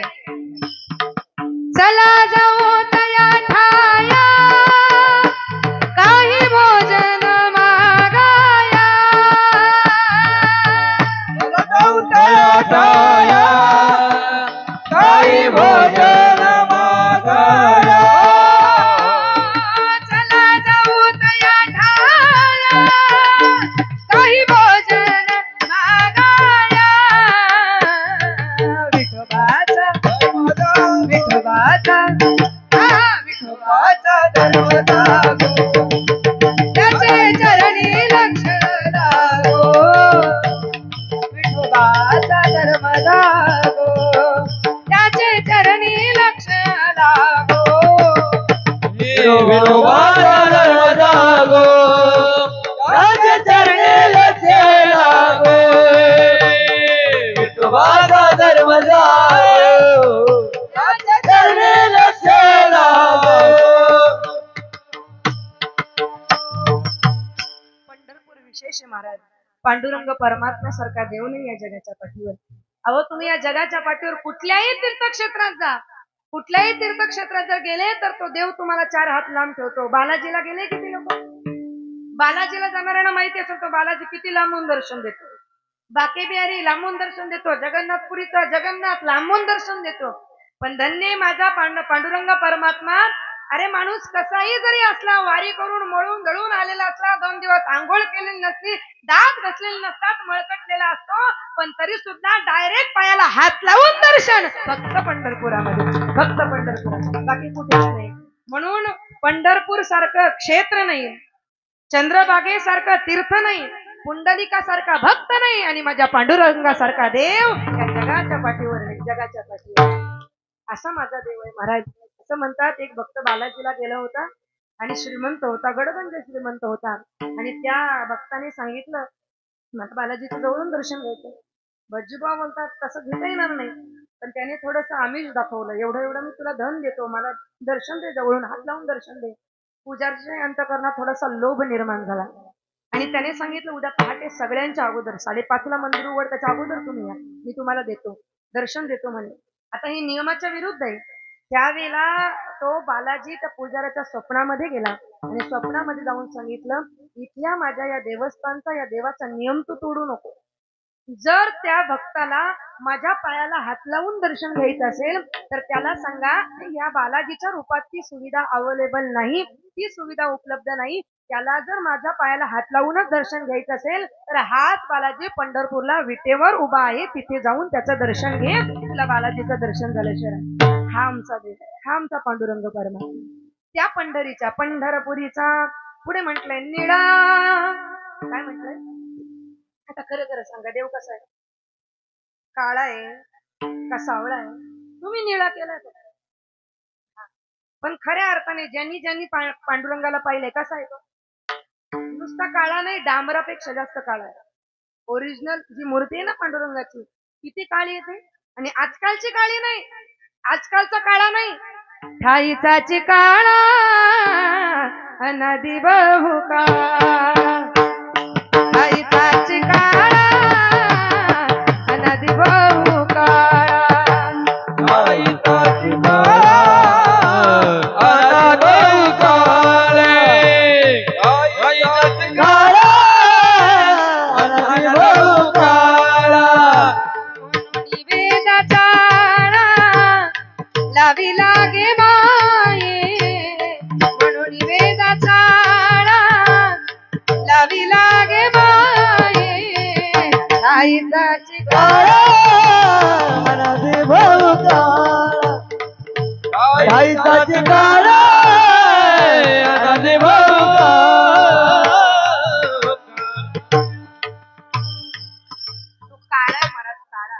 आणि म्हणून तो त्याच्या दर्शनाला जातो, जो वारी करतो तो सुद्धा काळाच होत असतो. तुम्ही वारीमध्ये किती फेरन लावली लावा, नाहीतर किती वेळा अंग धुवा, किती चांगल्या कंपनीचे साबण लावा, एकदा का माणूस पंढरपूरच्या वारीला निघाला, चालत चालत चालत चालत निघाला की बरोबर पंढरपूरला जाईपर्यंत तो काय होतो?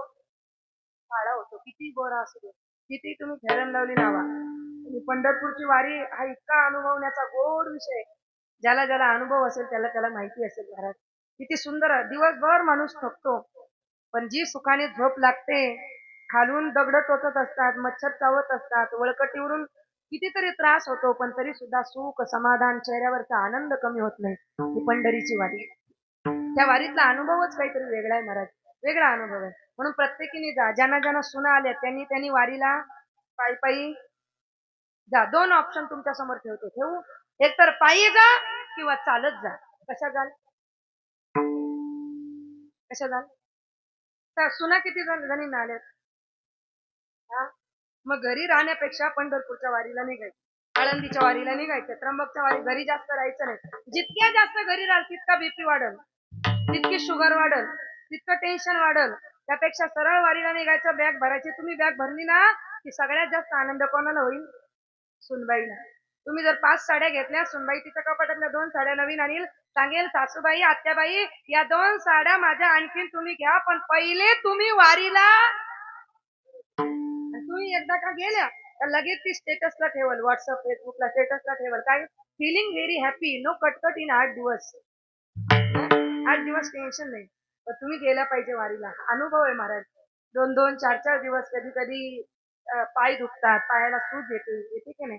पण एक सांगू का, वारीमध्ये चालता चालता आमचे गुरुवर्य भाषाप्रभू जगन्नाथ महाराज पाटील अतिशय गोड सांगतात. ते म्हणतात की तुम्ही वारीला गेले ना, वारीला चालता चालता चालता तुमच्या पायाला सूज येईल. नाही, तुमच्या पायाची सूज वाढेल सुद्धा, तुमच्या पायाची सूज वाढेल सुद्धा. वारीला चालता चालता तुमच्या पायाला सूज येईल, तुमच्या पायाची सूज वाढेल, पण तुमच्या मनाला आलेली जी सूज आहे ना, ती सूज उतरल्याशिवाय राहणार नाही. ही ताकद वारी. मन आमचं खूप सुचलंय, ते मन हळूहळू हळूहळू समाधानाच्या दिशेकडे जातं, हे फक्त वारीमुळे. तो पंढरपूरचा देव काळा म्हणा माऊली, सावळा म्हणा. काळा म्हटलंय त्याने, काळा येतो ते तर सावळा म्हणा. सावळा देखियला आनंदाचा, त्याला सावळा म्हणा, त्याला काळा म्हणा. पण ज्ञानोबारांनी निळा का म्हटलंय? त्याचं कारण आहे, ज्ञानोबाराय हे ध्यान मार्गाचे अनुयायी, योग मार्गाने चालणारे ज्ञानोबाराय. आणि ध्यानातून ज्यावेळेस पांडुरंगाला बघितलं, आणि कुठलाही ध्यान मार्गी ध्यानातून ज्यावेळेस देवाला बघतो आणि ध्यानातून ज्यावेळेस त्याला देवाचं दर्शन होतं, त्यावेळेला त्याला अगोदर निळा प्रकाश दिसतो आणि मग निळ्या प्रकाशातून देव त्याला समोर दिसत असतो. म्हणून ज्ञानोबारांनी ध्यान मार्गाच्या दृष्टीने ध्यान मार्गातून परमात्म्याला बघितलं, म्हणून तो त्यांना निळा दिसला. पंढरपुरीचा निळा. पुढे म्हटले लावण्याचा पुतळा. आमचा परमात्मा हा लावण्याचा पुतळा, खचखचून लावण्य त्याच्यामध्ये भरलेलं आहे. तो लावण्याचा पुतळा आहे. चतुरा तू शिरोमणी, गुण लावण्याची खाणी. ती लावण्याची खाणी आहे, तो लावण्याचा पुतळा आहे. आणि त्या परमात्म्याला मी बघितलं, काय गोड शब्द वापरला, विठू देखीला डोळाबाई. विठू म्हटलं, विठ्ठल नाही म्हटलं, पांडुरंग नाही म्हटलं, काय म्हटलं? विठू म्हटलं. आणि हा विठू फार गोड शब्द आहे. जितका संबंध जवळचा, जितकं प्रेम जवळचं, तितका शब्द जवळचे असतात. माऊलींचा आणि ज्ञानोबारांचा संबंध नुसता जवळचा नाही. माऊली आणि विठोबा वेगळे नाहीच हो, एकच आहे. लोपले ज्ञान जगी ही तर नेणती कोणी, अवतार पांडुरंग नाव ठेवियले ज्ञानी, आरती ज्ञान राजा. त्या माऊलींचं वर्णन काय करावं, इतकी गोड माऊलींची मूर्ती. समाधीस्थ लंकापुरी रम्य सिंहासनस्थम्, पदाम्भोज तेज स्फुरदिक् प्रदेशम्, विधीन्द्रादिदेवै सदा स्तूयमानम्, समाधिस्थमूर्तिम् भजे ज्ञानदेवम्. त्या ज्ञानोबाराने अतिशय गोड आवाज दिला, विठू देखियला डोळा. डोळ्याने बघितलं, परमात्म्याला बघितलं. बघितल्यानंतर त्या परमात्म्याच्या लावण्याकडे, त्या परमात्म्याकडे मन वेधलं गेलं. पण माऊली म्हणतात, त्याला डोळ्यांनी बघितलं, पण मन जे वेधलं गेलं ते गुणांकडे वेधलं गेलं. आणि आता असं वेधलं गेलंय, असं वेधलं गेलंय की क्षणभर सुद्धा मी त्या विठ्ठल रुक्मिणी शिवाय राहू शकत नाही. अभंगाचं दुसरं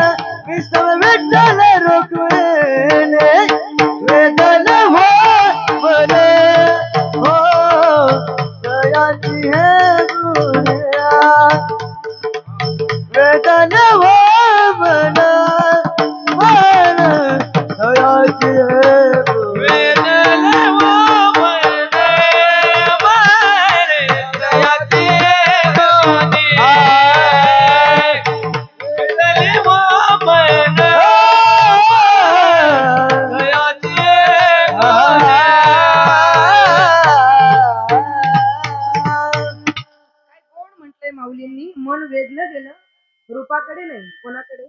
गुणांकडे. आणि गुणांकडे मन वेधलं गेलं तर आयुष्यभर सगळं व्यवस्थित चालतं. म्हणून रूप बघू नका, गुण बघा. काय बघा? ज्यांचं ज्यांचं यंदा कर्तव्य आहे, ज्यांचं झालं का? हा. जर असेल तर त्यांनी काय बघा, रूप बघू नका, काय बघा, गुण बघा. कारण आजकाल तर असं झालंय की मुलगी बघायला येत असताना ती मुलगी ते पाणी घेऊन चहा कॉफी घेऊन इतकं फाउंडेशन लावून येते, ओरिजिनल काळी पण वरतून गोरी.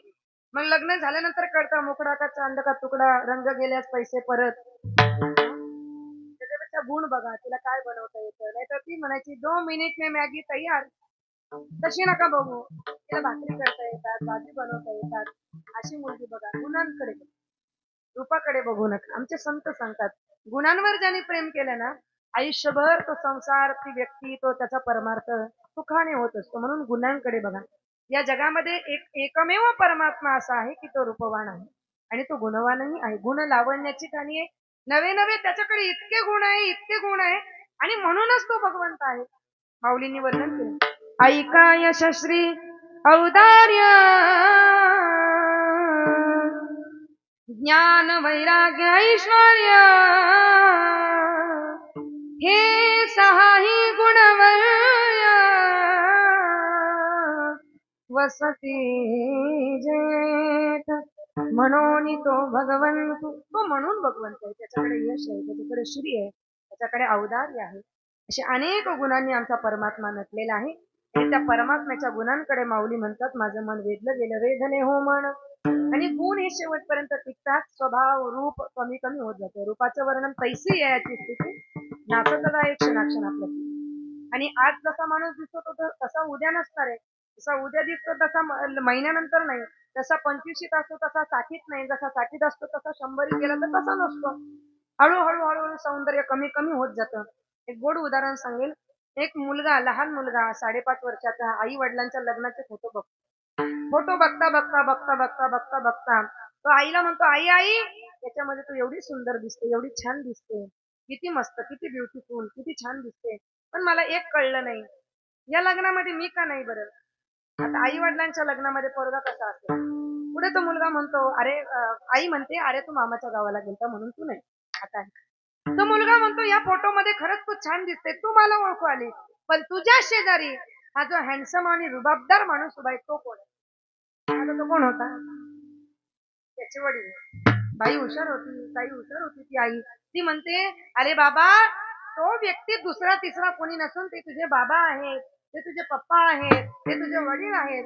पोरगा असतो, लहान असतो. पुढचा प्रश्न म्हणतो की आई आई या फोटोमध्ये जर एवढे रुबाबदार आणि हँडसम दिसणारे जर माझे बाबा आहेत, तर आता आपल्या घरात जो टकलू बसलाय तो कोण आहे. मला सांगा, सौंदर्य तसं राहतं का. जसे 25शीत मस्त केस कसे काळे काळे असतात, पण हळूहळू वय झालं की पांढरे होतात. पांढरे झाले की हा मेडिकल मध्ये जातो. मेडिकल वाल्याला म्हणतो डाय दे डाय. मेडिकल वाल्याने म्हणायला पाहिजे आता डाय होण्याची वेळ आली, आता काय डाय मागून खायला. म्हणजे हे जे रूप आहे ते हळूहळू हळूहळू कलेने कमी होत जातं, क्षणाक्षणाला कमी होत जातं. पण माझ्या पांडुरंगाचं सौंदर्य तसं नाही. अरे माझ्या पांडुरंगाचं सौंदर्य लावण्य अगणित आहे. त्याचं जगातील सौंदर्याचं गणित करता येतं, पण ज्याचं गणित करता येत नाही त्याला अगणित असं म्हणतात. आणि माझ्या परमात्म्याचं अगणित लावण्य तेज पुंजळले, नवर्णवीते तिची शोभा, कानडा हो विठ्ठलो करनाट, तेणे मज लावियला वेदू, पांडुरंग कांती दिव्य तेज झळकती, रत्न किळ पाकती प्रभा, अगणित लावण्य तेज पुंजळले. त्याच्या लावण्याचं गणित नाही, अगणित लावण्य जिथं आहे तो परमात्मा आहे. त्याच्याकडे मन वेधलं गेलं, गुणांकडे मन वेधलं गेलं. आणि आता इतकं वेधलं गेलंय शिक्षण भरी नवी सम्मे, विठ्ठल रुक्मिणी विठोबा रखुमा, रखुमाई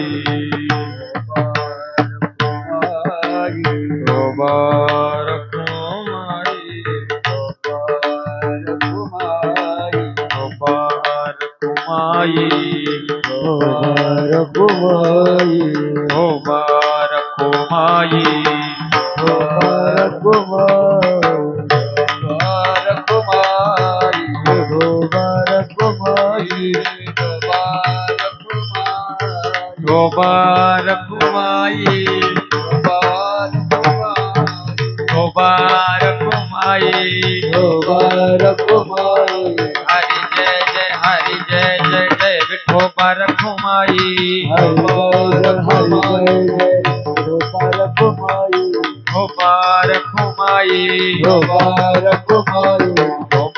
रखुमाई विठोबा रखुमाई विठोबा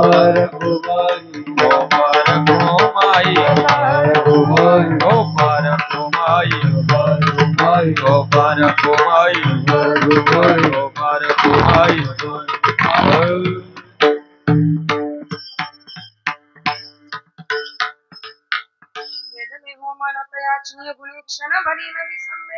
विठ्ठल रुक्मिणी माझी अवस्था कशी झाली माऊली म्हणतात पौर्णिमेचे चांदणे क्षणोक्षणा हो येऊने तैसे माझे जिणे एका विठ्ठले बिन पौर्णिमेला पूर्ण चंद्र आणि अमावस्येला चंद्र असतो का नसतो नसतो मग तो पौर्णिमेला पूर्ण होता आणि अमावस्येला नाहीसा झाला म्हणजे तो एकदम नाहीसा झाला नाही हळूहळू हळूहळू हळूहळू कलेकलेने नाहीसा झाला अगदी तसंच आमचे संत म्हणतात आम्ही परमात्म्याची भक्ती करायला लागलो ना त्यावेळेला आमच्याही मनामध्ये संकल्प विकल्प येत होते पहिल्यांदा ज्यावेळेस आपण गुरुकडून गुरु दीक्षा घेतो माळ जपायला लागतो पहिली माळ ज्यावेळेस जपतो त्यावेळेस पहिल्याच माळेला देवाकडे मन लागत नाही पहिली माळ जपायला घेतली डोळे बंद केले की देव कधीच येत नाही सगळ्या जुन्या फाईल्स ओपन होतात की नाही मग हळूहळू हळूहळू मन अट्टहासाने देवाकडे लावायचं असतं आणि मग एकदा की ते लागलं ना की मग त्याला पुन्हा प्रपंचामध्ये येता येत नाही ते प्रपंचामध्ये जात नाही मग कसं लावायचं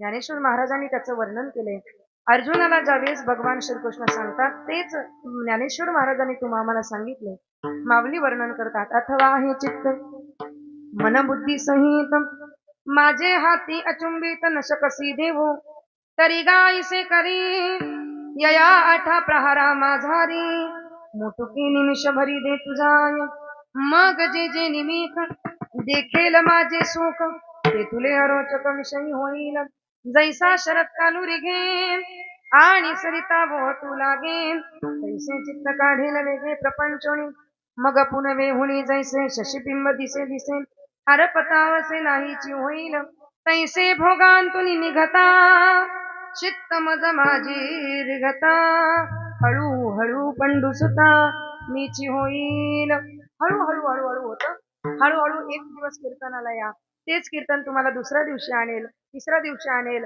हळूहळू कीर्तनाची एवढी गोडी लागेल की आजूबाजूच्याही सप्त्याला तुम्ही जात जाल म्हणजे गोडी हळूहळू लागते पण लावली पाहिजे इकडे आलं पाहिजे परमात्माचं वर्णन करत असताना माऊली ज्ञानोबारांनी सांगितलं आता देवाशिवाय मी राहू शकत नाही जसा कलेने चंद्र कमी होतो तसं माझं आयुष्य हळूहळू कमी होईल म्हणून या भक्तीशिवाय मी जगू शकत नाही माऊली ज्ञानोबाराय म्हणतात या जगामध्ये अनेक देव असतील पण माझं मन माझं चित्त या पांडुरंगाच्या ठिकाणी मुरलंय रुजलंय आता त्याच्याशिवाय दुसरं काहीच नाही अभंगाच्या शेवटच्या बापर कुमादेवी वरू विठ्ठलाची मोरे बापर कुमादेवी वरू विठ्ठलोची मोरे बापर कुमादेवी वरू विठ्ठलाची पोर बापर कुमादेवी वरू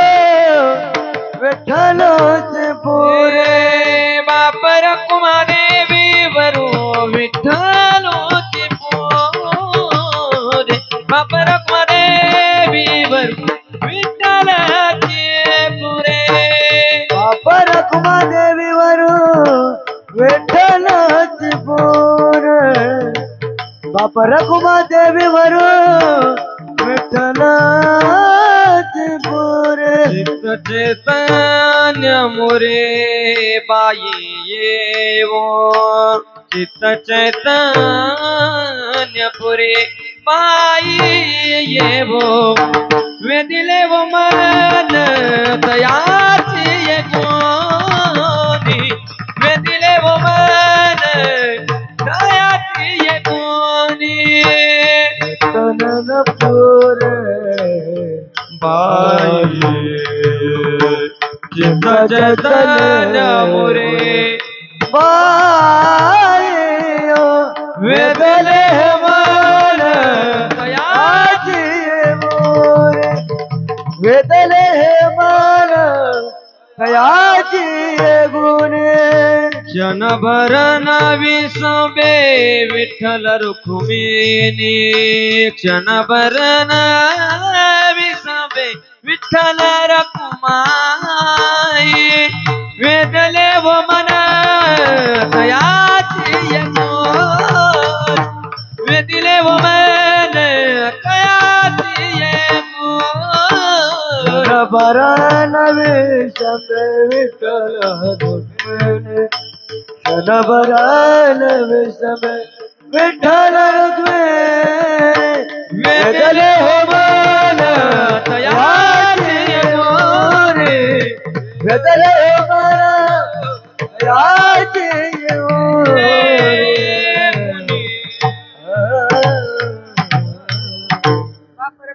मोरे विठ्ठलची पुरे चित्त चैतन्य मुरे वाणीव वेधले हो मन तयाची गुणे क्षणभरी न विसम्य विठ्ठल रुक्मिणी अल्पमती प्रमाणे अभंगाचा भाव मांडण्याचा प्रयत्न केला. आपण सर्व श्रोतृवर्ग या ठिकाणी उपस्थित राहिला. सर्वांचे आभार. गायनाचार्य मंडळी, सर्व बाल गोपाळ भजनी मंडळ खूप गोड नाचला. आपण सर्वांचे या ठिकाणी आभार. मृदुंगाचार्य महाराज आपले या ठिकाणी आभार. आमचा ज्यांच्या संपर्कामुळे या ठिकाणी येणं झालं या नवी मुंबईचे जाहिरात प्रमुख आणि खरंच जाहिरात प्रमुख ते आहेत. त्यांचं दिसणं सुद्धा तसंच आहे, किती गोल गुटगुटीत मस्त. हा, जाहिरात प्रमुख नवी मुंबईचे गोड असे स्नेही संबंधी ज्यांचे आमच्याशी आहेत आदरणीय दादासाहेब पडळकर आणि त्याचप्रमाणे ज्यांच्यामुळे या ठिकाणी येण्याचा योग आला, ज्यांचा संपर्क झाला. ती तारीख मला ऍडजस्ट होत नव्हती पण 2-3 वेळा त्यांनी तारखा मागं पुढे सरकवल्या. संतोष महाराज पवळे आपले मी या ठिकाणी आभार मानते. त्याचप्रमाणे या ठिकाणी हा कार्यक्रम आपल्या कायम स्मरणात राहावा आणि जो जो पाहिल त्याला त्याला भक्तीचा छंद लागावा असा छंद भक्तीच्या चॅनलचे निर्माते आमचे मोहन दादा जाधव. एकदा सर्वांनी गोल टाळ्या वाजवा त्यांच्याकरता. आणि खरंच उगीच वर्णन करणार आहे, अप्रतिम व्हिडिओ क्वालिटी. म्हणजे एखाद्या टीव्ही चॅनलला जशी क्वालिटी असते तशी त्यांच्या त्या युट्यूब चॅनलला क्वालिटी आहे. म्हणजे एखाद्याने त्यांचे कीर्तन जर सतत त्या चॅनलवरती ऐकत राहिले तर खरोखर त्याला भक्तीचा वेळ लागेल. एक दिवस बिगर माळकरी सुद्धा माळ घातल्याशिवाय राहणार. एवढे मस्त क्वालिटी ते देतात. भजनं अगदी छान कॅप्शन देऊन छान रंगवतात आणि सगळ्या कीर्तनकारांशी अगदी छान स्नेह संबंध. सगळ्या कीर्तनकारांच्या बद्दल त्यांच्या मनात खूप आदर आहे असे आमचे मोहन दादा जाधव. आपण नक्की चॅनलला लाईक करा, शेअर करा आणि सबस्क्राईब करायला विसरू नका. आणि त्याचप्रमाणे दुसरे युट्यूब चॅनल काय नाव गजर कीर्तनाचा हा सुद्धा गोड चॅनल आहे. दादाही माझ्या 2-3 कीर्तनांना त्या ठिकाणी होते. मोबाईलवर शूटिंग करतात पण अतिशय गोड अशा प्रकारे शूटिंग आणि ते त्या ठिकाणी करतात. म्हणून गजर कीर्तनाचा सुभाष गुरुजी यांचा हा चॅनल आहे आणि आज तेही या ठिकाणी कॅमेरा घेऊन मोबाईल घेऊन या ठिकाणी आलेले आहेत. दादांचे मी या ठिकाणी आभार मानते. आपण बसलेले सर्व श्रोतृवर्ग, इथे बसलेले त्यांचे आभार, तिकडे कोपऱ्यात बसलेले त्यांचे आभार, खुर्चीवर बसलेले त्यांचे आभार, सिस्टीमच्या जवळ बसलेले त्यांचे आभार. सिस्टीमवाल्यांना आभार द्यायला बसले का काय? सिस्टीम ज्यांनी साऊंड सिस्टीम ज्यांनी या ठिकाणी दिली त्याबद्दल साऊंड सिस्टीम वाले तुमचे आभार. सुभदार बाबा तुमचेही या ठिकाणी आभार मानते. झालेली सेवा भगवंताच्या चरणी समर्पित करत असताना बोलताना काही चुकलं असेल माझं मला परत करा. जे काही चांगलं असेल ते माझे सद्गुरू गुरुवर्य भाषाप्रभू जगन्नाथ महाराज पाटील यांचं समजून घरी घेऊन जाण्याचा प्रयत्न करा. आज माझ्यासोबत आलेले आमचे मिस्टर आज ते आले नाही, थोडा उशीर झाला. आम्हाला खूप ट्रॅफिक होती रस्त्यामध्ये आणि त्याच्यामुळे उशीर झाला म्हणून ऑर्गनही आम्ही लावला नाही. आणि त्याचप्रमाणे आमच्यासोबत आलेले आमचे चिरंजीव कन्हैया महाराज मगर, त्याचं नाव घेतलं नाही ना घरी जाईपर्यंत कचकच करते, त्याच्यामुळे तोही या ठिकाणी आला त्याबद्दल त्याचे या ठिकाणी आभार मानते. झालेली सेवा भगवंताच्या चरणी समर्पित करते. सगळ्यांनी जोरदार माऊलींचं भजन करूया. हात वर करा सगळ्यांनी. ज्ञानोबाराया माझा ज्ञानोबाराया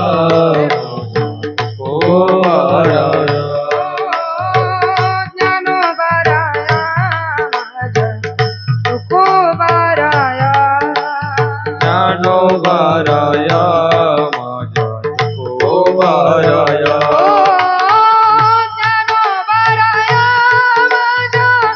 तुकोबाराया ज्ञानोबाराया माझा तुकोबाराया ज्ञानो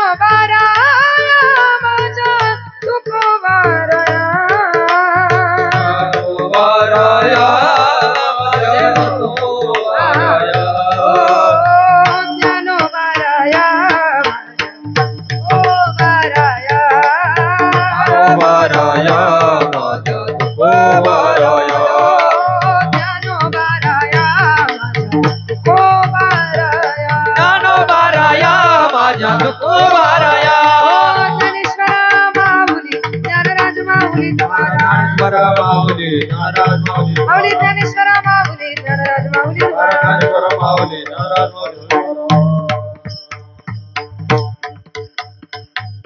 अजून एक महत्वाचं वर्णन या ठिकाणी राहिले ज्यांनी गोड अशी गायनाची साथ केली खरोखर एरवी तुकाराम महाराजांचे अभंग असतात ज्ञानेश्वर महाराजांचे अभंग हे जितके अवघड असतात आणि त्यांचे शब्द इतके मोठे मोठे असतात की ते चालीमध्ये बसवणं फार अवघड आहे ते गोड चालीमध्ये बसून गोड सुरात तालात ज्यांनी खूप गोड गायलं सर्व गायनाचार्य मंडळी मला त्यांचा परिचय नसल्या कारणामुळे मी नामोल्लेख आपला केला नाही पण आपण खूप गोड आणि त्यात बंधू कीर्तन करायला साथ करणं सोपं आहे पण महिला कीर्तन करायला साथ करणं कारण महिलाचा आवाज लेडीजचा आवाज खाली असतो आणि पुरुषांचा लेडीजचा आवाज उंच असतो आणि पुरुषांचा आवाज थोडा खर्चामध्ये असतो पण असं असून सुद्धा तुम्ही तुमच्या घशाचा विचार न करता आवाजाच्या पलीकडे जाऊन तुम्ही सर्वांनी गायलं दादा खूप खूप आभार आपले मृदुंगाचार्य महाराज पहिल्यांदा मी खूप दिवसातून आज घोडी आणि त्याच्यावर मृदुंग हे बघते तर आजकाल घोड्या कमी कमी होत चालतात आजकाल बसूनच मृदुंग वाजवतात पण त्याच ताकदीने आपण घोडीवर त्या ठिकाणी उभं राहून मृदुंग वाजवला